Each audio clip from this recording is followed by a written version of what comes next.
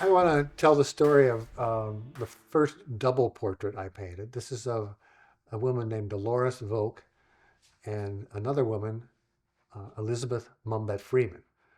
I had never heard of either one of them.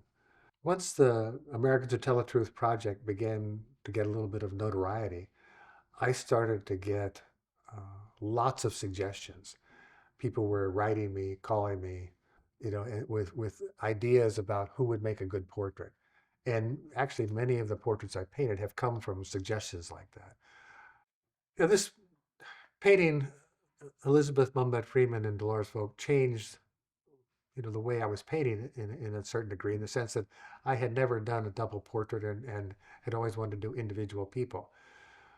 One night I was sitting downstairs in my house, and I got an email from a woman named Dolores Volk, who told me that she was a janitor at Miami University in Ohio, in Oxford, Ohio. And that where I had, at that moment, I had a show of a few of the portraits in the School of Education at the university. She said her job was to go into the School of Education at night and clean the toilets. And she said when she was on her way from one bathroom to another one, she would pass the portraits that were hung in the walls, and she would talk to them. And she would have these conversations about what they were and who they were and what they believed in. And she found it all very moving. And then she said to me in their email, "Why haven't you painted Elizabeth Mumbet Freeman?" And I had never heard of Elizabeth Mumbet Freeman. And I wrote back to her immediately and thanked her for writing, and then also uh, asked her if she would tell me more about who this was. But I didn't even wait for her answer. Immediately I was, on Google trying to find out who Elizabeth Mumbet Freeman was. And it turned out that she was a slave, a woman who was enslaved in the late 18th century in Massachusetts. At the end of the Revolutionary War, the groups were going around to different towns and reading the Declaration of Independence. The Declaration of Independence, people were fighting for it, but many people had actually never read it or seen it as a written form. And so they came to Sheffield, and in a Grange Hall or a church, the whole town huddled in, and the Declaration of Independence was read. Elizabeth, Mumbet she was called, the slave, was standing in the back listening to these words. And as she heard them, she realized that if that language meant anything, it meant that slavery was illegal and that she could not possibly be a slave. All men are created equal. This had to mean her too.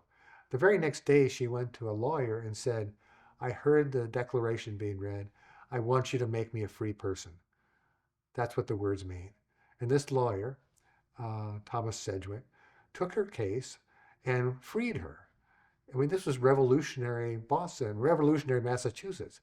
You know, when the founding fathers and all these people really examined their own language and looked at the institution of slavery, they realized it was immoral and impossible and illegal. So they freed her. And then they took her case and went to the Massachusetts Supreme Court, and they ended slavery. This is so important because it shows what the rule of law is really supposed to be about. That here in this case, we have a woman, an enslaved woman, an illiterate woman, an indigent woman who is being kept as a slave, and she has a grievance against the law. And she is able to go into a court and explain that grievance and have it redressed and made free.